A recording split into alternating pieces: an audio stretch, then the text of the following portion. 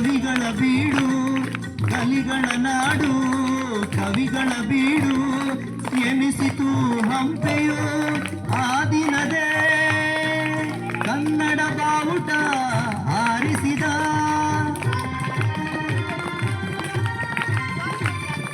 ಮಧುರೆವರೆಗೂ ರಾಜ್ಯವ ಹರಡಿಸಿದ ಕರ್ನಾಟಕದ ಇತಿಹಾಸದಲ್ಲಿ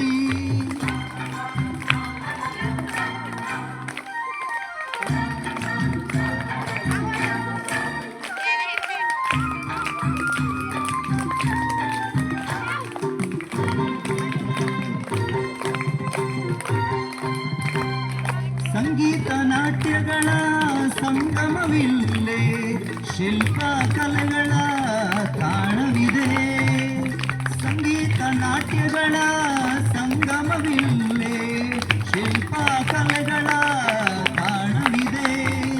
ಭುವನೇಶ್ವರಿಯ ತವರೂರಿಲ್ಲೇ ಯತಿಗಳ ದಾಸರ ನೆಲನ